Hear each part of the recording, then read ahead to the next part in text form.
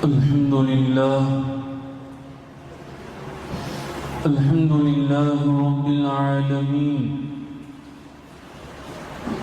والصلاة والسلام على رسوله وخاتم النبيين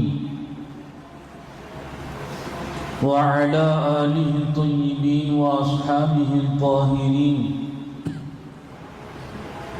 والمؤمنين والمسلمين كلهم أجمعين. أما بعد، فقد قال الله تبارك وتعالى في القرآن الكريم والفرقان المجيد: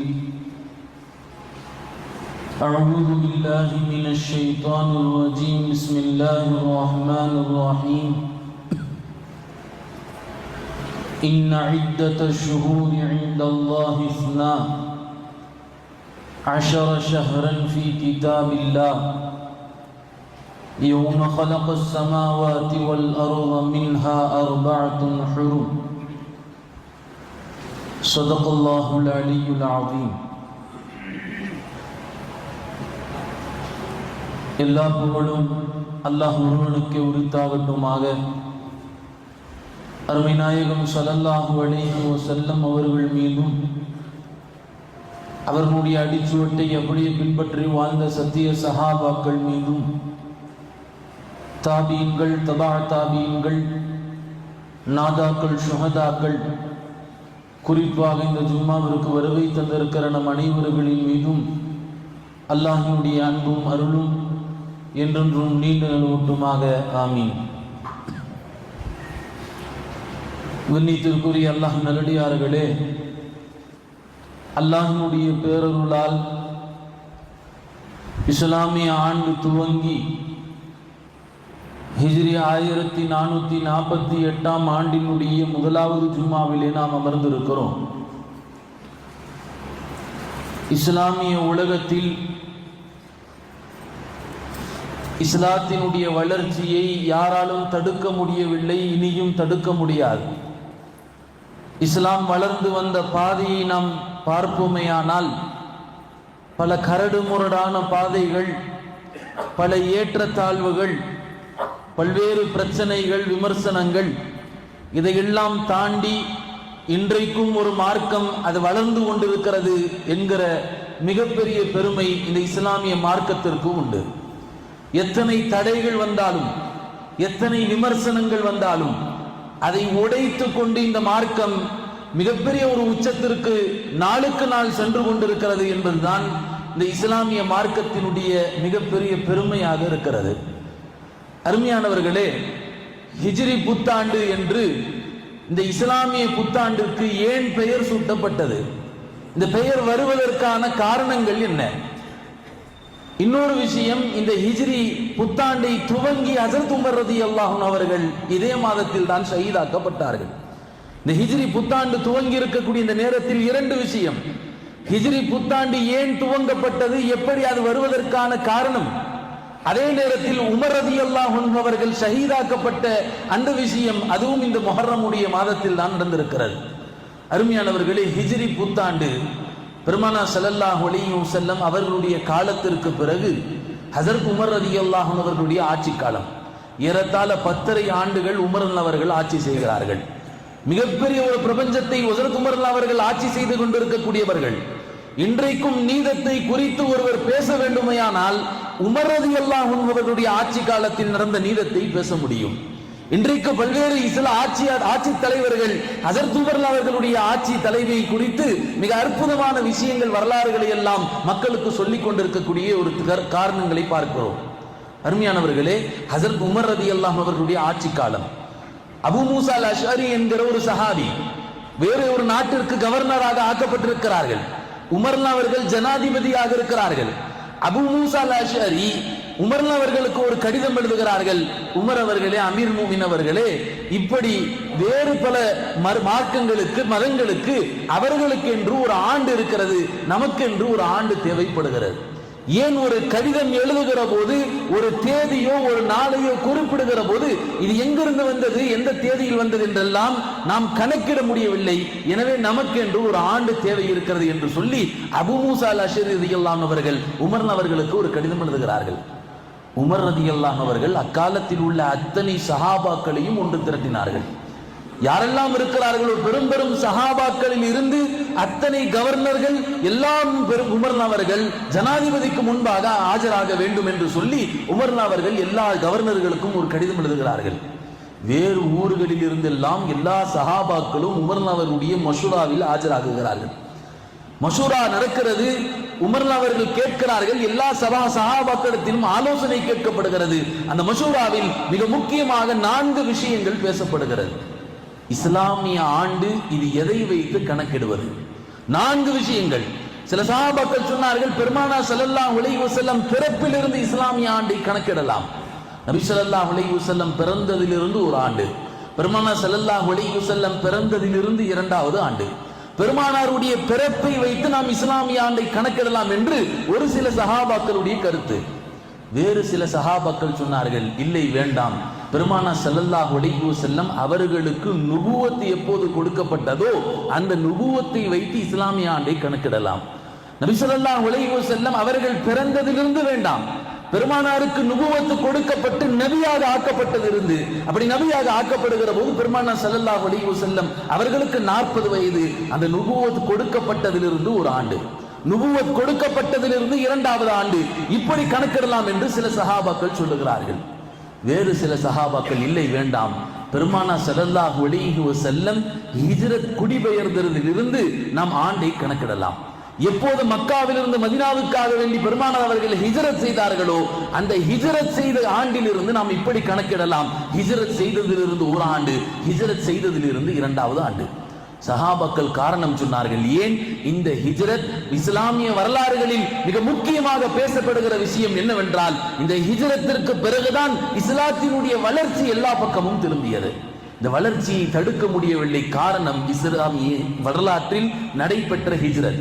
ஹிஜ்ரத்திற்கு பிறகுதான் இஸ்லாம் வேகமாக வளர தோன்றியது. அதற்கு முன்பாக இஸ்லாம் மறைமுகமாக மக்கள் சஹாபாக்கள் தங்களுக்கு மத்தியில் இஸ்லாத்தை வைத்துக் கொண்டார்களே தவிர பகிரங்கமாக பிரகடனப்படுத்தியது இந்த ஹிஜ்ரத்திற்கு பிறகுதான் என்று சொல்வார்கள். இன்னும் சொல்ல போனால் ஹிஜ்ரத்திற்கு பிறகுதான் இஸ்லாமிய சாம்ராஜ்யம் உருவாக்கப்பட்டது.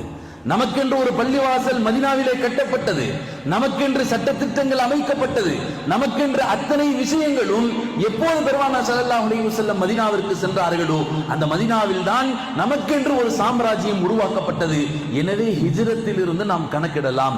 ஹிஜ்ரத்தில் இருந்து ஒரு ஆண்டு, ஹிஜ்ரத்தில் இருந்து 2வது ஆண்டு.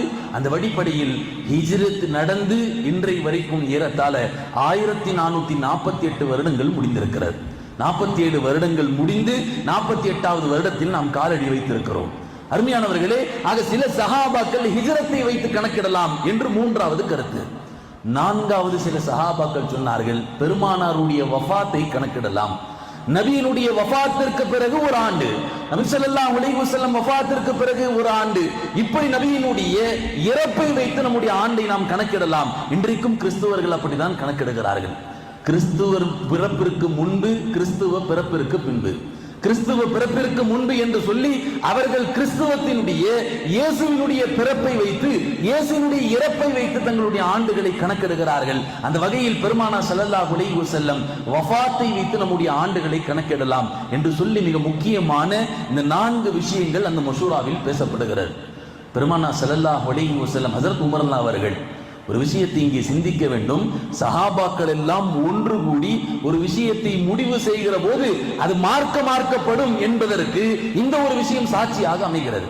ஏன் ஹிஜ்ரி என்பது குர்ஆனில் இல்லை, ஹிஜ்ரி என்பது ஹதீஸ்களில் சொல்லப்படவில்லை. பெருமானார் ஸல்லல்லாஹு அலைஹி வஸல்லம் அவர்களுடைய காலங்களில் நபி ஸல்லல்லாஹு அலைஹி வஸல்லம் பேசவில்லை. உமர் அவர்கள் சஹாபாக்களை ஒன்று கூட்டி ஒரு விஷயத்தை முடிவு செய்கிறார்கள். எனவே சொல்லுவார்கள், சஹாபாக்கள் ஒன்று கூடி ஒரு விஷயத்தை முடிவு செய்யப்பட்ட பிறகு அது மார்க்கமாக பின்பற்றுவதற்கு மிக தகுதியாக அமையும் என்பதாக உலமாக்கள் சட்டங்களை எழுதுவார்கள். உமர் அவர்கள் எல்லா சஹாபாக்களிடத்திலும் கருத்து கேட்கிற போது மிக முக்கியமான சஹாபாக்கள் எல்லாம் சொன்னார்கள், ஹிஜ்ரத்தை வைத்து நாம் கணக்கிடலாம். கல்வி வாசல் என்று சொல்லப்படுகிற அலி அவர்கள் சொன்னார்கள், ஹிஜ்ரத்தை வைத்து நாம் ஆண்டுகளை கணக்கிடலாம். ஹஜரத் உஸ்மான் அவர்கள் சொன்னார்கள், ஹிஜ்ரத்தை வைத்து ஆண்டுகள் கணக்கிடலாம். அந்த வகையில் உமர் அவர்கள் முடிவு செய்கிறார்கள், ஹிஜ்ரத்தை வைத்துதான் இந்த இஸ்லாமிய ஆண்டு கணக்கிடப்படும் என்று. உமர் அவர்கள் அத்தனை சஹாபாக்களினுடைய அந்த ஆலோசனை மத்தியில் உமர் அவர்கள் இந்த மசோதாவை தாக்கல் செய்து சொன்னார்கள், இனி இஸ்லாமிய ஆண்டு அது ஹிஜ்ரி ஆண்டை வைத்து கணக்கிடப்படும் என்பதாக மசூரா செய்து முடிக்கிறார்கள். அருமையானவர்களே, உமர் அவர்களுடைய ஆட்சி காலங்களில் ஹஜரத் உமர் ரலியல்லாஹு அன்ஹு அவர்கள் தான் இந்த ஹிஜ்ரி வருடங்களை கொண்டு வந்தார்கள். உமர் அவருடைய ஆட்சி காலத்திற்கு பிறகு வருகிற உமர் அவர்கள் எல்லா விஷயங்களிலும் தன்னுடைய கண்ட்ரோலில் வைத்துக் கொண்டவர்கள். இந்த ஒரு விஷயத்தையும் உமர் அவர்கள் முடிவு செய்து முடிக்கிறார்கள். அருமையானவர்களே, ஹிஜ்ரி ஆண்டை வைத்து இந்த ஹிஜ்ரத் கணக்கிடப்படுவதற்கு இன்னொரு காரணமும் இருக்கிறது. சஹாபாக்களுடைய தியாக உணர்வுகள் இந்த இஸ்லாமிய சமூகத்திற்கு மத்தியில் நினைவு வர வேண்டும். இஸ்லாமிய வருடம் ஹிஜ்ரி ஆண்டு என்று சொல்லுகிற போதெல்லாம் அந்த சஹாபாக்களுடைய ஹிஜ்ரத் தியாகத்தினுடைய வரலாறுகள் இவர்களுடைய நினைவுக்கு வர வேண்டும் என்று சொல்லி ஹஜ்ரத் உமர் அவர்கள் இந்த ஹிஜ்ரி ஆண்டை நிர்ணயிக்கிறார்கள். வரலாறுகள், தியாக வரலாறுகள். ஹிஜ்ரத் என்று சொல்லப்பட்ட பிறகு, ஹிஜ்ரத்தினுடைய அனுமதி கிடைத்த பிறகு முதலாக ஹிஜ்ரத் செய்தவர் ஹஜ்ரத் அபூ சலமா ரலியல்லாஹு அன்ஹு அவர்கள். அபூ சலமா, உம்மு சலமா ரெண்டு பேரும் கணவன் மனைவி. தன்னந்தனியாக ஹிஜ்ரத், குடும்பத்தோடு ஹிஜ்ரத் செய்ய வேண்டும் என்று ஆசைப்படுகிறார்கள். ஆசைப்படுகிற போது அங்கே உள்ள மக்கா காபிர்கள் இவர்களை எப்படியாவது தடுத்து நிறுத்த வேண்டும் என்று மனைவியை ஒரு பக்கம் பிடித்து வைத்துக் கொள்கிறார்கள், குழந்தைகளை ஒரு பக்கம் பிடித்து வைத்துக் கொள்கிறார்கள். கடைசியாக அபூ சலமா குடும்பத்தோடு ஹிஜ்ரத் செய்ய வேண்டும் என்று ஆசைப்பட்டு தன்னந்தனியாக செல்லுகிறார். மனைவியை இழந்து, குழந்தையை இழந்து பல ஆண்டுகளாக மதீனாவில் இருந்த பிறகுதான் உம்மு சலமா அவர்கள் மனைவியாக வந்து மீண்டும் அபூ சலமாவிடத்தில் வந்து சேருகிறார்கள். அருமையானவர்களே, ஹிஜ்ரத் என்பது இது சாதாரணமான பயணம் அல்ல, மிக கடுமையான பயணங்கள். சஹாபாக்கள் பல தியாகங்களை செய்திருக்கிறார்கள், பல இன்னங்களை சகித்திருக்கிறார்கள். ஒரு கட்டத்தில் சஹாபாக்கள் அந்த மதீனாவிற்கு சென்றார்கள். ஹிஜ்ரத் தொடங்கி கடைசியாக ஹிஜ்ரத் செய்த சஹாபாக்களில் ஒருவர் ஹஜ்ரத் அப்பாஸ் அவர்கள். இந்த அபூ சலமா அவர்களுக்கு மத்தியிலும் ஹஜ்ரத் அப்பாஸ் அவர்களுக்கு மத்தியிலும் பல்வேறு சஹாபாக்கள் குடும்பங்களாக, சில சஹாபாக்கள் தன்னந்தனியாக, சில சஹாபாக்கள் குடும்பங்களாக ஹிஜ்ரத் செய்திருக்கிறார்கள் என்பதை பார்க்கிறோம். சுஹைப் ரலியல்லாஹு அன்ஹு என்கிற ஒரு சஹாபி மக்காவுக்கு வந்து நிறைய சம்பாத்தியங்கள், அசல்ல இந்த சஹாபிக்கு வெளியூரில் இருந்து மக்காவிற்கு வந்து பல்வேறு சம்பாத்தியங்களை செய்து ஹலாலான வியாபாரங்கள் செய்து நிறைய சம்பாதித்திருக்கிறார் சுஹைப் ரலியல்லாஹு அவர்கள். இப்போ அல்லாஹ்வினுடைய கட்டளை ஹிஜ்ரத் செய்ய வேண்டும் என்று சொல்லி சுஹைப் ரலியல்லாஹு அவர்கள் தன்னுடைய எல்லா சொத்துக்களையும் இழந்து நிற்கிறார்கள். மக்கா காபிர்கள் வந்து நின்று கேட்கிறார்கள், சுஹைபை எங்கு போறீங்க? இந்த மக்காவிற்கு வந்து எங்களுடைய உதவியால் நீங்கள் சம்பாதித்தீர்கள், இந்த சொத்துக்கள் எல்லாம் எங்களுடைய உதவியால் நீங்கள் சேர்த்தீர்கள் என்று சொல்லி சுஹைப் அவர்கள் பிடித்து வைக்கிற போது கேட்டார்கள், அம்பு எறிவதில் நான் சிறந்தவன், என்னை விட சிறந்தவனாக யாரும் இருக்க முடியாது. அப்பேற்பட்ட அம்பு எறிவதில் தேர்ச்சி பெற்றவர்கள் சுஹைப் அவர்கள். சொன்னார்கள், நான் அம்பு எறிய ஆரம்பித்து விட்டால் இங்கு உள்ள யாரும் நீங்கள் உயிரோடு திரும்ப முடியாது என்று சொல்லி சுஹைப் அவர்கள் சொல்லுகிற போது அந்த மக்கா காபிர்கள் கேட்கிறார்கள், என்ன வேண்டும் உங்களுக்கு? சுஹைப் அவர்கள் சொன்னார்கள், என்ன வேண்டும்? என்னுடைய சொத்துக்கள், நான் சம்பாதித்த அத்தனை சொத்துக்களும் நீங்கள் எடுத்துக் கொள்ளுங்கள், என்னை விட்டு விடுங்கள் என்று சொல்லி ஹஜ்ரத் சுஹைப் அவர்கள் அங்கிருந்து கிளம்பி வந்தார்கள் என்பதாக பார்க்கிறோம். அருமையானவர்களே, ஹிஜ்ரத் செய்வதற்கு பெருமானார் ஸல்லல்லாஹு அலைஹி வஸல்லம் அனுமதி கொடுத்த பிறகு, ரப்பினுடைய அனுமதி கிடைத்த பிறகு சஹாபாக்கள் தன்னுடைய பொருட்செல்வங்களை இழந்தார்கள். வாழ்க்கையில் சம்பாதித்த அத்தனை செல்வங்களையும் இழந்து தன்னந்தனியாக நேற்றைய தினம் வரைக்கும் ஜகாத் கொடுக்க தகுதியானவர்கள் எல்லாம் ஹிஜ்ரத்திற்கு பிறகு அப்படியே காலம் மாறி போகிறது, ஜகாத் வாங்கக்கூடிய சஹாபாக்களாக மாறிவிட்டார்கள். ஜகாத் கொடுப்பதற்கு தகுதியானவர்கள், செல்வ செழிப்பில் இருந்தவர்கள், வியாபாரத்தில் உச்சகட்டத்தை அடைந்தவர்கள், மிகப்பெரிய பணக்கார சஹாபாக்கள் எல்லாம் ஒரு கட்டத்தில் மதீனாவிற்கு சென்ற பிறகு இப்படி நிலைமை மாறுகிறது. அத்தனை சஹாபாக்களும் ஜகாத் வாங்குகிற தகுதியுடையவர்களாக மாறுகிறார்கள். ஹதீஸ்களில் படிக்கிறோமா இல்லையா? வயிற்றில் கல்லை கட்டுகிற நிலையெல்லாம் எப்போது ஏற்பட்டது? மதீனாவிற்கு சென்ற பிறகு ஏற்பட்டது. வயிற்றில் பசியான நிலை, பல சஹாபாக்கள் சாப்பிடாமல் தூங்காமல் சரியான முறையில் அவர்களுடைய தேவைகளை பூர்த்தி செய்யாமல் வயிறுகளில் கல்லை கட்டி கொண்டிருக்கக்கூடிய நிலையெல்லாம் அங்கே ஹிஜ்ரத் செய்கிற அந்த நிலையில் தான் சஹாபாக்களுக்கு ஏற்பட்டது என்று சொல்லி பெருமானார் ஸல்லல்லாஹு அலைஹி வஸல்லம் சொன்னார்கள். அந்த நேரத்தில் தான் சஹாபாக்களிடத்தில் பெருமானார் ஸல்லல்லாஹு அலைஹி வஸல்லம் தன் வயிறை திறந்து காட்டுகிறார்கள். எல்லா சஹாபாக்களுடைய வயிற்றிலும் ஒரு கல் கட்டப்பட்டிருக்கிறது, பெருமானுடைய வயிற்றில் 2 கற்கள் கட்டப்பட்டிருக்கிறது. அவ்வளவு பெரிய தியாகத்தினுடைய வரலாறுகளை நினைவு கூற வேண்டும். ஒவ்வொரு முஸ்லிமுக்கும் ஹிஜ்ரி என்று சொல்லுகிற போதெல்லாம் இந்த ஹிஜ்ரத்தினுடைய வரலாறுகள் நினைவுக்கு வர வேண்டும் என்று சொல்லிதான் ஹஜ்ரத் உமர் அவர்கள் ஹிஜ்ரத்தினுடைய ஆண்டை ஹிஜ்ரத்தை வைத்து இந்த ஆண்டை கணக்கிட வேண்டும் என்று முடிவு செய்கிறார்கள். அருமையானவர்களே, சிரமமான கஷ்டங்கள், பலவிதமான சிரமங்கள் இந்த சஹாபாக்களுக்கு ஏற்பட்டது. பெருமானார் ஸல்லல்லாஹு அலைஹி வஸல்லம் எல்லாத்தையும் அனுப்பிவிட்டு கடைசியாக செல்லுகிறார்கள். ஒரு தலைவர் போய் சொகுசா போய் முன்னாடி உட்காரல, நான் உட்கார்ந்துக்கிறேன், நீங்க எல்லாம் பின்னால வாங்க என்று சொல்லி நபி ஸல்லல்லாஹு அலைஹி வஸல்லம் சொல்லவில்லை. எல்லா சஹாபாக்களையும் அனுப்பி வைத்து விட்டு, ஏன் அந்த சஹாபாக்களுடைய பாதுகாப்பு முக்கியம், அனுப்பி வைத்து விட்டு கடைசி நபராக ஹஜ்ரத் பெருமானார் ஸல்லல்லாஹு அலைஹி வஸல்லம் மக்காவை விட்டு கிளம்புகிறார்கள். கொஞ்சம் யோசித்து பாருங்கள், ஊரு விட்டு ஊர் போவது என்பது கடினமான ஒரு விஷயம். அதுவும் சொந்த ஊரை விட்டு ஒருவர் வெளியேறுகிறார் என்பது, வளர்ந்த ஊர், அந்த ஊரில் வளர்ந்திருக்கிறார், தன்னுடைய வியாபாரம் செய்திருக்கிறார், அத்தனை விஷயங்களையும் அந்த ஊரில் தான் நல்லது கெட்டது எல்லா விஷயங்களையும் பார்த்திருக்கிறார். ஒரு ஊரை விட்டு வெளியேறுவது என்பது மிகப்பெரிய வருத்தத்திற்குரிய ஒரு செய்தி. அல்லாஹ்வினுடைய கட்டளைக்கு இணங்க, பெருமானார் ஸல்லல்லாஹு அலைஹி வஸல்லம் அவர்களுடைய கண் அசைவுக்கு இணங்க ஒட்டுமொத்த சஹாபாக்களையும் ஒரு ஊரை காலி செய்து இன்னொரு ஊருக்கு செல்கிறார்கள், மதீனாவுக்கு செல்கிறார்கள். பெருமானார் ஸல்லல்லாஹு அலைஹி வஸல்லம் அவர்கள் இந்த ஹிஜ்ரத்தினுடைய பயணத்தை திட்டமிடுகிறார்கள். பெருமானாரிடத்தில் திட்டமிடுதல் இருந்தது. நபி ஸல்லல்லாஹு அலைஹி வஸல்லம் முடிவு செய்கிறார்கள். இந்த பாதை, இந்த பயணம் எத்தனை நாள் இருக்க வேண்டும் முடிவு செய்கிறார்கள். இந்த பயணத்தில் யார் கூட இருக்க வேண்டும் என்று முடிவு செய்கிறார்கள். இந்த பயணத்தில் எந்த விதமான பாதையை பயன்படுத்த வேண்டும் என்று அத்தனை விஷயங்களும் பெருமானார் ஸல்லல்லாஹு அலைஹி வஸல்லம் திட்டமிடுகிறார்கள். உலமாக்கள் சொல்லுவார்கள், முஸ்லிம்கள் தன் வாழ்க்கையில் ஒரு திட்டமிடுதல் இருக்க வேண்டும். எல்லாமே ஒரு பிளானிங் இருக்கணும். பிளானிங் இல்லாமல் செய்யக்கூடிய நடத்தக்கூடிய அத்தனை விஷயங்களும் அது ஃபெயிலியர் ஆகிவிடும். பெருமானாரிடத்தில் திட்டமிடுதல் இருந்தது. சொன்னார்கள், 14 நாட்கள் கடந்து பெருமானார் ஸல்லல்லாஹு அலைஹி வஸல்லம் மதீனாவுக்கு செல்லுகிறார்கள். எப்போதும் போகிற பாதை அல்ல இது. குறுக்கு வழியாக பயன்படுத்துவதற்கு, வழியை காட்டுவதற்கு பெருமானார் ஸல்லல்லாஹு அலைஹி வஸல்லம் அவர்களோடு இருந்த ஒரு சஹாபி. நபி ஸல்லல்லாஹு அலைஹி வஸல்லம் தன்னோடு அபூபக்கரை வைத்திருக்கிறார்கள். வழி காட்டுவதற்கு ஒரு சஹாபி இருக்கிறார். பாலை கறந்து கொடுப்பதற்கு ஒரு ஆட்டிடையன் இருக்கிறான். அது மட்டுமல்ல, பெருமானார் ஸல்லல்லாஹு அலைஹி வஸல்லம் அவர்களுக்கு செய்தி சொல்லுவதற்கு பெருமானார் ஒரு சஹாபியை நியமிக்கிறார்கள். எங்கே என்ன நடக்கிறது, மக்காவில் என்ன ஆகுகிறது, மதீனாவில் என்ன ஆகுகிறது என்ற அத்தனை விஷயங்களையும் பெருமானாருக்கு உடனுக்குடனே செய்தி சொல்வதற்கு பெருமானார் ஸல்லல்லாஹு அலைஹி வஸல்லம் ஒரு சஹாபியை நியமிக்கிறார்கள். பெருமானார் ஸல்லல்லாஹு அலைஹி வஸல்லம் அவர்கள் கடந்து வந்த பாதையும் மக்கத்து காஃபிர்கள் கண்டுபிடித்து விடுகிறார்கள். அன்றைய காலங்களிலே இந்த ஃபாரன்சிக்லாம் இருந்திருக்கிறது. நபி ஸல்லல்லாஹு அலைஹி வஸல்லம் காலடி தடங்களை வைத்து, ஒட்டகத்தினுடைய அந்த காலடிகளை வைத்து, இது பெருமானாருடைய ஒட்டகம், அபூபக்கர் அவர்களுடைய காலடி தடம் என்று சொல்லி சௌரு குகை வரைக்கும் கண்டுபிடித்து வந்து விட்டார்கள். சௌரு குகையில் பெருமானார் இருக்கிற போதுதான் ஹஜ்ரத் அபூபக்கர் சின் அவர்கள் நடுங்குகிறார்கள். யா ரசூலல்லாஹ், இந்த காஃபிர்கள் இங்கேயும் வந்து விட்டார்கள். ஹஜ்ரத் அபூபக்கர் சின் அவர்களுக்கு உயிர் பயம் அல்ல, நம்ம தப்பா விளங்கிடக்கூடாது. அபூபக்கருக்கு உயிர் பயம், அதனாலதான் அபூபக்கர் சின் அவர்கள் பயந்து போய் நடுங்குகிறார்கள் என்று அல்ல.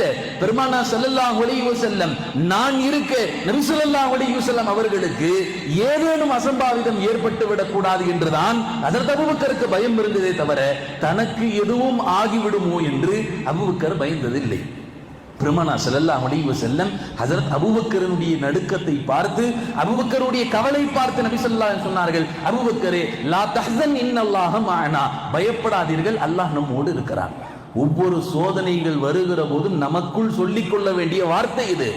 லா தஹ்சன் இன்னல்லாஹ மஅனா, எந்த கவலை, எந்த சோதனையாக இருந்தாலும் சரி, வாழ்க்கையில் எத்தனை பெரிய கஷ்டங்களாக இருந்தாலும் சரி, அதற்கு ஒரு தீர்வு இருக்கும்.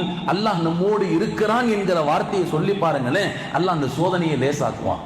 அருமையானவர்களே, பெருமானார் ஸல்லல்லாஹு அலைஹி வஸல்லம் சொன்னார்கள், அபூபக்கரை பயப்பட வேண்டாம், அல்லாஹ் நம்மோடு இருக்கிறான். அல்லாஹ் பல்வேறு விஷயங்கள், அற்புதங்களை எல்லாம் ஏற்படுத்தி பெருமானார் அவர்களையும் அபூபக்கர் அவர்களையும் காப்பாற்றப்படுகிறார்கள். சிலந்திகள் வலை கட்டுகிறது. அந்த குகைகள் பார்க்கிற போது கீழிருந்து பார்க்கிறவர்களுக்கு தெரியாத விதத்தில் பெருமானார் ஸல்லல்லாஹு அலைஹி வஸல்லம் அங்கே மூடப்பட்டிருந்தார்கள்.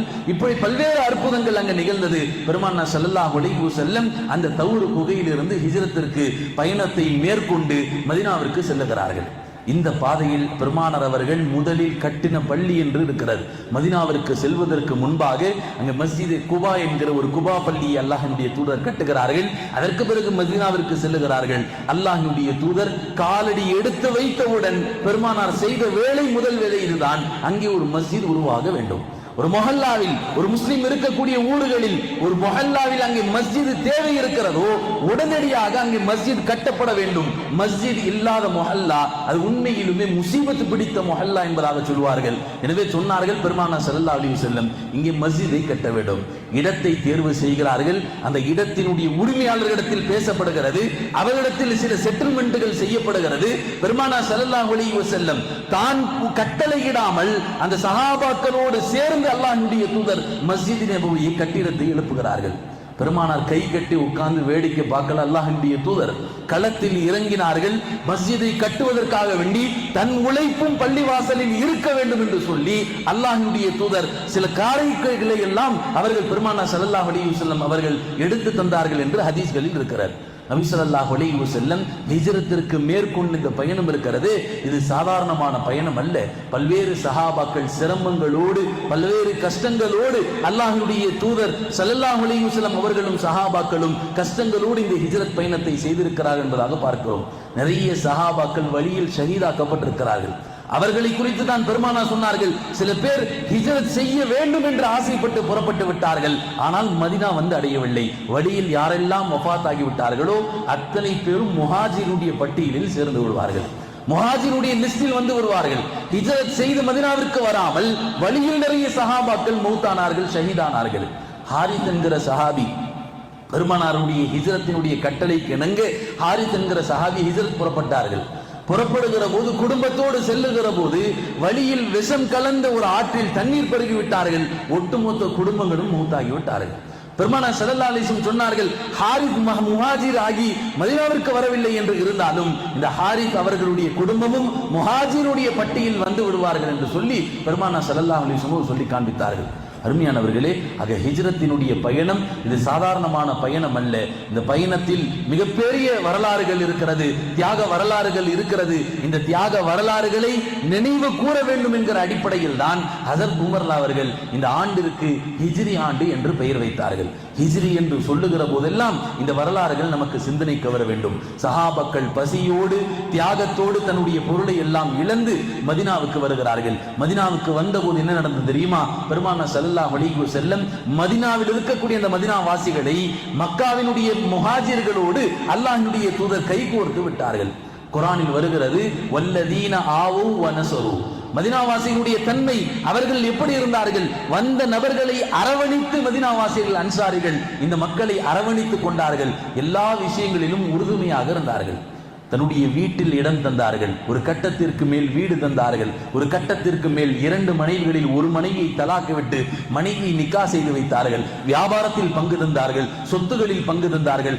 அத்தனை விஷயங்கள் பெருமானாருக்கு எப்படியெல்லாம் உறுதுணை இருக்க முடியுமோ அப்படியெல்லாம் பெருமானார் ஸல்லல்லாஹு அலைஹி வஸல்லம் அவர்களுக்கும் இந்த தீனுக்கும் உறுதுணையாக இருந்த காரணத்தின் தான் அருமையானவர்களே இந்த இஸ்லாம் மதீனாவிலிருந்து பரவுவதற்கு மிக முக்கியமான காரணமாக அமைந்தது.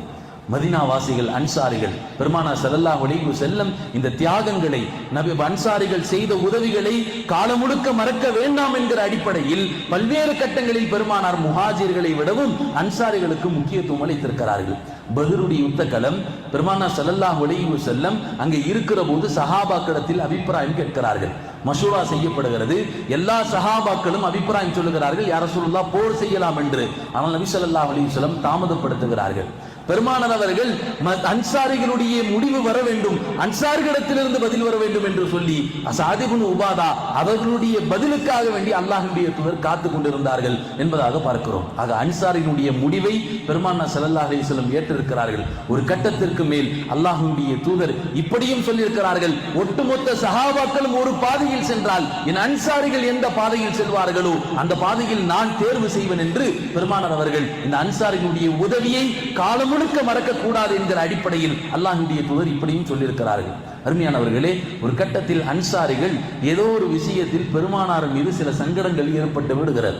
கனிமத் பொருளுடைய விஷயங்கள், போருக்கு பிறகு அந்த போரில் கலந்து கொண்டவர்கள் விட்டு சென்று ஓடுகிற அந்த பொருள் எல்லாம் கனிமத் பொருட்கள். இந்த கனிமத் பொருட்களை பங்கிடுவது பெருமானார் ஸல்லல்லாஹு அலைஹி வஸல்லம் அவருடைய பொறுப்பு. சில நேரங்களில் அல்லாஹ்வுடைய தூதர் புதிதாக இஸ்லாத்திற்கு வந்தவர்களுக்கு நிறைய கொடுத்து விடுகிறார்கள். அன்சாரிகளுக்கு சில கஷ்டங்கள், நபி ஸல்லல்லாஹு அலைஹி வஸல்லம் அவர்களோடு இத்தனை ஆண்டு காலம் உறுதுணையாக இருக்கிற நாம் நபி ஸல்லல்லாஹு அலைஹி வஸல்லம் இந்த குறைசி மக்களுக்கு புதிதாக இஸ்லாத்தை ஏற்றுக்கொள்பவர்களுக்கு அதிகமாக கொடுக்கிறார்களே என்று சொல்லி மனதில் ஒரு கவலை ஏற்படுகிறது. பெருமானார் ஸல்லல்லாஹு அலைஹி வஸல்லம் அவர்களுக்கு இந்த செய்தி எட்டுகிற போது அல்லாஹ்வுடைய தூதர் சாத் இப்னு உபாதாவை அழைக்கிறார்கள். அன்சாரிகளுடைய தலைவர் சாத் இப்னு உபாதா அழைக்கப்படுகிறார். சாத் இப்னு உபாதாவை அழைத்து சொன்னார்கள், ஒட்டுமொத்த அன்சாரிகளையும் ஒரு இடத்தில் ஒன்று திரட்டுங்கள். அன்சாரிகள் எல்லாம் ஒரு இடத்தில் ஒன்று திரட்டப்படுகிறது. பெருமானார் ஸல்லல்லாஹு அலைஹி வஸல்லம் அங்கே நின்று மிகப்பெரிய ஒரு அழகான உரையை நிகழ்த்துகிறார்கள். சொன்னார்கள், அன்சாரிகளே, நான் இங்கே எல்லாம் முஹாஜிர்களாக வந்தோம், எதுவும் இல்லாத நிலையில் இழந்து வந்தோம். இந்த நிலையில் உங்களோடு நாங்கள் வந்த பிறகுதான் நீங்கள் ஒன்றும் இல்லாதவர்களாக இருந்தீர்கள். நாங்கள் வந்த பிறகு நீங்கள் பணக்காரராக மாறினீர்கள், செல்வந்தராக மாறினீர்கள். என் பரக்கத்தினால் அல்லாஹ் உங்களுடைய வியாபாரத்தில் பரக்கச் செய்தான், நீங்கள் செல்வந்தராக ஆக்கப்பட்டீர்கள். இந்த ஊர் இது நோய் பிடித்த ஊராக இருந்தது. நான் வந்த பிறகு இந்த மதீனா நகரம் இது மிக பசுமையான நகரமாக மாறிவிட்டது, பரக்கத் புகுந்திய நகரமாக மாறிவிட்டது என்று பெருமானார் ஸல்லல்லாஹு அலைஹி வஸல்லம் அவர்கள் சொன்னார்கள். ஒட்டுமொத்த அன்சாரிகளும் யா ரசூலுல்லாஹ் நீங்கள் சொல்வது சரிதான் என்று சொல்லி கேட்டுக்கொண்டிருந்தார்கள். நபி ஸல்லல்லாஹு அலைஹி வஸல்லம் இப்போது அன்சாரிகளை பார்த்து கேட்டார்கள், அன்சாரிகளை நீங்களும் இப்படி கேள்வி கேட்க முடியும்? யா ரசூலுல்லாஹ் ஒன்றும் இல்லாமல் வந்தீர்கள், நாங்கள் தான் உங்களுக்கு எல்லா விதமான வசதிகளையும் செய்து கொடுத்தோம், உங்களுக்கு பணம் உதவி செய்தோம், உங்களுக்கு தங்குவதற்கு வீடு கொடுத்தோம் என்று சொல்லி நீங்களும் எங்களிடத்தில் கேட்க முடியும் என்று சொல்லி பெருமானார் ஸல்லல்லாஹு சொல்கிறார்கள், யா ரசூலுல்லாஹ் நீங்கள் சொல்லுவது சரிதான் என்று ஒட்டுமொத்த அன்சாரிகளும் சொன்னார்கள். பெருமானார் ஸல்லல்லாஹு அலைஹி சொன்னார்கள், எதற்காக நீங்கள் கவலைப்படுகிறீர்கள்? இந்த குறைசி மக்களுக்கு, இந்த புதிதாக இஸ்லாத்தை ஏற்றுக்கொண்டவர்களுக்கு நான் கனிமத் பொருளை கூடுதலாக கொடுத்து விட்டேன் என்று சொல்லி நீங்கள் இந்த அற்ப துனியாவிற்காக வேண்டியா என்னை நீங்கள் கவலை சந்தேகப்படுகிறீர்கள் என்று சொல்லி பெருமானார் ஸல்லல்லாஹு அலைஹி வஸல்லம் அவர்கள் கேட்கிறார்கள். ஒட்டுமொத்த அன்சாரி தோழர்களும் அழுது விட்டார்கள். யா ரசூலுல்லாஹ் எங்களை மன்னித்து விடுங்கள், எங்களில் உள்ள சில வாலிப சஹாபாக்களால் நாங்கள் உங்களை சந்தேகப்பட்டு விட்டோம் என்று சொல்லி பெருமானார் ஸல்லல்லாஹு அலைஹி வஸல்லம் இடத்தில் சொல்லுகிற போதுதான் அல்லாஹ்வுடைய தூதர் சொன்னார்கள், ஒட்டுமொத்த சஹாபாக்களும் ஒரு பாதையில் செல்லுகிற போது அன்சாரிகள் எந்த பாதையில் செல்வார்களோ அதே பாதையில் நான் செல்வேன் என்று பெருமானார் அவர்கள் சொன்னார்கள். ஒட்டுமொத்த சஹாபாக்களும் என்னுடைய மேலாடை போல என்னுடைய அன்சாரிகள் நான் அணிந்திருக்கக்கூடிய உள்ளே போடக்கூடிய உள்ளாடைகளை போல என்று சொல்லி பெருமானார் ஸல்லல்லாஹு அலைஹி வஸல்லம் அவர்கள் சொல்லி காண்பித்தார்கள். அருமையானவர்களே, அந்த வகையில் அன்சாரிகள் செய்த தியாகம் என்பது அது சாதாரணமான தியாகம் அல்ல. அதே போல்தான் அருமையானவர்களே, இந்த மாதத்தில் தான் ஹஸரத் உமர் ரலியல்லாஹு அன்ஹு அவர்களும் ஷஹீதாக்கப்பட்டார்கள். தீனுக்காக வேண்டி இஸ்லாத்தை ஏற்றுக்கொண்ட சஹாபாக்களில் 40வது சஹாபி. இஸ்லாம் 39 பேர் இஸ்லாத்தை ஏற்றுக்கொண்டு விட்டார்கள். 40வது ஆளாக ஹஸரத் உமர் அவர்கள் இஸ்லாத்தை ஏற்கிறார்கள். உமர் அவர்கள் இஸ்லாத்தை ஏற்ற பிறகுதான் இஸ்லாமிய மக்களுக்கு, சஹாபாக்களுக்கு ஒரு பலம் வருகிறது. ஹஸரத் உமர் அவர்கள் இஸ்லாத்தை ஏற்றுக்கொண்டார்கள் என்று சொல்லி காபத்துல்லாவில் தன்னந்தனியாக நின்று நான் ஹிஜ்ரத் செய்ய போகிறேன் என்று சொல்லி பகிரங்கமாக சொல்லி ஹிஜ்ரத் செய்த சஹாபி ஹஸரத் உமர் அவர்கள். காபத்துல்லாவில் இருக்கிறார்கள், சொல்லுகிறார்கள், உங்களுடைய தாய், உங்களுடைய பிள்ளைகள் யாரெல்லாம் ஷஹீதாக்கப்பட வேண்டுமோ அவர்கள் என்னுடைய ஹிஜ்ரத்தை தடுத்து பாருங்கள் என்று சொல்லி அங்குள்ள தாய்மாரிடத்தில் பகிரங்கமாக சொல்லி ஹஸரத் உமர் அவர்கள் ஹிஜ்ரத் செய்ய ஆரம்பிக்கிறார்கள். அருமையானவர்களே, உமர் அவர்கள் தன்னுடைய ஆட்சி காலங்கள், நபி ஸல்லல்லாஹு அலைஹி வஸல்லம் அவர்களோடு செய்த உதவிகள், ஹஸரத் உமர் அவர்கள் தன்னுடைய 10.5 ஆண்டு காலம் இந்த பூமியை ஆண்டிருக்கிறார்கள். மிக அற்புதமான ஆட்சி செய்தார்கள். இன்றைக்கும் ஆட்சியாளர்கள் எல்லாம் அவருடைய உதாரணத்தை பேசுகிற அளவுக்கு ஹஸரத் உமர் அவர்கள் ஆட்சி செய்திருக்கிறார்கள். அருமையானவர்களே, உமர் அவர்கள் 2 துவாக்கள் கேட்டார்கள். 2 துவா, தன்னுடைய கடைசி ஹஜ்ஜில் உமர் அவர்கள் கேட்ட துவாக்கள் 2 விஷயம். ஒன்று, உமர் அவர்கள் சொன்னார்கள், யா அல்லாஹ், நான் இதே இடத்தில் நான் ஷஹீதாக்கப்பட்டு கொல்லப்பட வேண்டும், நான் ஷஹீதாக்கப்பட வேண்டும் என்றும் ஷஹீதாக்கப்பட்டு நான் மௌத்தாக்கப்பட வேண்டும் என்று ஹஸரத் உமர் அவர்கள் இப்படி துவா செய்கிறார்கள். இன்னொரு துவா, பெருமானார் ஸல்லல்லாஹு அலைஹி வஸல்லம் அவர்களுடைய பூமியான மதீனா நகரத்தில் நான் மௌத்தாக்கப்பட வேண்டும். இந்த 2 துவாவும் ஏற்றுக்கொள்ளப்பட்டது. உமர் அவர்கள் ஹிஜ்ரி 28ஆம் ஆண்டு ஃபஜருடைய தொழுகைகள் தொலைவைத்துக் கொண்டிருக்கக்கூடிய நேரத்தில் ஒரு மஜூசி, அபூ லுலுவா என்கிற மஜூசி முதல் ஸஃபில் வந்து நிற்கிறான். ஒரு கத்தியை தயார் செய்து 40 நாட்களாக அந்த கத்தி விஷத்தில் ஊற வைக்கப்பட்டிருக்கிறது. ஏதோ ஒரு கத்தி எடுத்து குத்தினா சில நேரங்களில் புடைத்துக் கொள்ளலாம் என்கிற அடிப்படையில் 40 மார்க்கத்தில் ஊற வைக்கப்பட்ட அந்த கத்தியை முதல் சப்பில் வந்து நிற்கிறான் அபுல் உலுவா, நல்ல மனிதனை போல் வந்து தக்பீர் கட்டுகிறான். உமர் அவர்கள் முதலாவது ரக்காத் தொழ வைத்துக் கொண்டிருக்கிறார்கள். குத்தலாமா வேண்டாமா என்கிற சிந்தனை வருகிறது. ஒருவேளை முதல் ரக்காத் தொழுகையினுடைய ஆரம்பம், இப்போதே குத்திவிட்டால் எங்கே சஹாபாக்கள் இவரை தாக்கி விடுவார்கள் என்கிற பயம். முதல் ரக்காத் சரி, இரண்டாவது ரக்காத்தில் நாம் குத்தி விடலாம் என்று சொல்லி ஹஜ்ரத் உமர் அவர்கள் இரண்டாவது ரக்காத்திற்கு எந்திருக்கிற போது அபுல் உலுவா ஏறத்தால் 6 இடங்களில் தாக்குகிறான். ஹஜ்ரத் உமர் அவர்கள் 6 இடங்களில் தாக்கப்பட்ட உமர் அவர்கள் கடைசியாக இந்த இடுப்பு பகுதிகளில் பெரும் உமர் அவர்கள் குத்தப்படுகிறார்கள். உமர் அவருடைய உடலில் இருந்து இரத்தப்போக்கு அதிகமாக ஏற்பட்டு மயக்கமுற்று கீழே விழுகிறார்கள். அபூ லுலுவாவை தடுக்க சென்ற ஏறத்தாழ 11 சஹாபாக்கள் அங்கே தாக்கப்படுகிறார்கள். உமர் அவர்கள் ஷஹீதாக்கப்படுவதற்கு முன்பாக, உமர் அவர்களுடைய ரூஹ் போவதற்கு முன்பாக 6 சஹாபாக்கள் ஷஹீதாகி விட்டார்கள். கடைசியாக அப்துர் ரஹ்மான் இப்னு அவுஃப் என்கிற சஹாபி, இஸ்லாத்தினுடைய மிகப்பெரிய செல்வந்த சஹாபி அபூ லுலுவா, அவனை ஒரு போர்வையை வைத்து அவன் தலையை மூடி பார்க்கிறார்கள். கடைசியாக அவன் வைத்த கத்தியை, இதற்கு மேல் நாம் உயிரோடு இருந்தால் இவர்கள் கொன்று விடுவார்கள் என்று சொல்லி அதே கத்தியில் அவனை குத்தி கொண்டு அதே இடத்தில் மூத்தாகிறான் என்பதாக பார்க்கிறோம். அருமையானவர்களே, உமர் அவர்கள் மயக்கமுற்றிருக்கிறார்கள். மயக்கத்தினுடைய நிலையில் தன் மகனிடத்தில் சொன்ன விஷயங்கள் 2 விஷயங்கள் சொன்னார்கள். மகனை அப்துல்லாஹ் இப்னு உமர் அவர்களை அழைத்து சொன்னார்கள், நான் இந்த மதீனா நகரில் ஹஜ்ரத் ஆயிஷா ரலியல்லாஹு அன்ஹா அவர்களிடத்தில் இப்படி அனுமதி கேட்டு வைத்திருந்தேன், நான் மௌத்தான பிறகு பெருமானார் அவர்கள் பக்கத்தில் அடக்கப்பட வேண்டும் என்று. அவர்களுடைய வீட்டில் நபி ஸல்லல்லாஹு அலைஹி வஸல்லம் அவர்களுடைய பக்கத்தில், ஹஜ்ரத் அபூபக்கர் சித்திக் அவர்களுடைய பக்கத்தில் நான் அடக்கப்பட வேண்டும் என்று ஆயிஷா ரலியல்லாஹு அன்ஹா அவர்களிடத்தில் அனுமதி கேட்டு வைத்திருந்தேன். ஆயிஷா ரலியல்லாஹு அன்ஹா அவர்களும் சரி என்பதாக சொல்லியிருந்தார்கள். ஒருவேளை ஜனாதிபதி என்கிற அடிப்படையில் அவர்கள் கேட்பதற்கு சரி தயங்காமல் தடுக்க ஒருவேளை மறுக்க முடியாது என்கிற அடிப்படையில் சரி என்று சொல்லிவிட்டார்களோ, மகனே நீயும் ஒரு வார்த்தை கேட்டுக்கொள், நான் மௌத்தான பிறகு அந்த இடத்தில் அடக்கப்படுவதற்கு முன்பாக என்பதாக சொன்னார்கள். அதே போல் பெருமான் ஹஜ்ரத் உமர் அவர்கள் சொன்னார்கள், எனக்கு 86,000 திர்ஹம் கடன் இருக்கிறது. ஒரு ஜனாதிபதி சொன்னார்கள் 86,000 திர்ஹம், 86,000 திர்ஹம் எனக்கு கடன் இருக்கிறது, இன்னென்ன இடங்களில் எனக்கு இடம் இருக்கிறது, இதையெல்லாம் விற்று என்னுடைய கடனை என் மௌத்திற்குள்ளாக நீ அடைத்து விடு என்று சொல்லி ஹஜ்ரத் உமர் அவர்கள் மயக்கமுற்றிருக்கிறார்கள். ஏறத்தாழ ஒரு இரவு ஒரு பகல், அடுத்த நாள் காலை பொழுதில் முற்பகலில் ஹஜ்ரத் உமர் அவர்கள் மயக்கம் அதே நிலையில் வஃபாத் ஆகிறார்கள் என்பதாக பார்க்கிறோம். அருமையானவர்களே, வஃபாத்தான நாள் இந்த முஹர்ரமுடைய மாதத்தில் தான் உமர் அவர்களும் ஷஹீதாக்கப்பட்டார்கள். முஹர்ரமினுடைய மாதம் இது பரக்கத் பொருந்திய மாதம் என்பதாக சொல்வார்கள். ஆஷுரா நோன்பும் வர இருக்கிறது. எனவே நீங்கள் எல்லாம் ஆஷுராவினுடைய நோன்பையும் நோக்க வேண்டும். பெருமானார் ஸல்லல்லாஹு அலைஹி வஸல்லம் சொன்னார்கள், யார் ஆஷுராவினுடைய நோன்பை நோற்பார்களோ கடந்த வருடங்கள் ஒரு வருடத்தினுடைய பாவம், அடுத்த எதிர் வரக்கூடிய ஒரு வருடத்தினுடைய பாவங்கள் மன்னிக்கப்படுகிறது. அவ்வளவு பரக்கத்தான நோன்பு. அதே போல் இந்த மாதத்தை குறித்து அல்லாஹ் சொல்லுகிற போது ஷஹ்ருல்லாஹில் முஹர்ரம், முஹர்ரமினுடைய மாதம், ரப்பினுடைய மாதம். நிறைய ஹதீஸ்களில் இப்படியும் அறிவிப்பு இருக்கிறது. சொல்லுவார்கள், இந்த மாதத்தில் சில நல்ல காரியங்கள் செய்யப்பட வேண்டும். நல்ல விஷயங்கள் குடும்பத்திற்காக வேண்டி செலவிடப்படக்கூடிய செலவினங்களை அல்லாஹ் பல்வேறு அதிகமாக பரக்கத்து செய்கிறான், அதை அதிகப்படுத்துகிறான் என்பதாக சொல்வார்கள். குடும்பத்திற்காக வேண்டி செலவிடுதல், பிள்ளைகளுக்காக வேண்டி செலவிடுதல், என்ன நல்ல காரியங்கள் எல்லாம் இந்த மாதத்தில் செய்ய முடிகிறதோ அதை செய்து கொள்ள வேண்டும் என்று சொல்லி பெருமானார் ஸல்லல்லாஹு அலைஹி வஸல்லம் அவர்கள் சொல்லியிருக்கிறார்கள் என்பதாக பார்க்கிறோம். வல்ல ரஹ்மான் இந்த வருடத்தை நல்ல சாலிஹான வருடங்களாக முஸ்லிம்களுக்கு நிம்மதி அளிக்கக்கூடிய ஒரு இடமாக அல்லாஹ் ஆக்கி அருள்வானாக. இந்த வருடத்தை எல்லா விதமான ஒட்டுமொத்த உலகத்தில் வாழக்கூடிய அத்தனை முஸ்லிம்களும் நிம்மதியாக வாழ்வதற்கு அல்லாஹ் தௌஃபீக் செய்வானாக. பாவங்கள் இல்லாது நன்மைகள் அதிகமாக செய்யக்கூடிய பாக்கியத்தையும் நசீபையும் அல்லாஹ் தந்தருள்வானாக. வாஹிரு தஅவானா அல்ஹம்துலில்லாஹ்.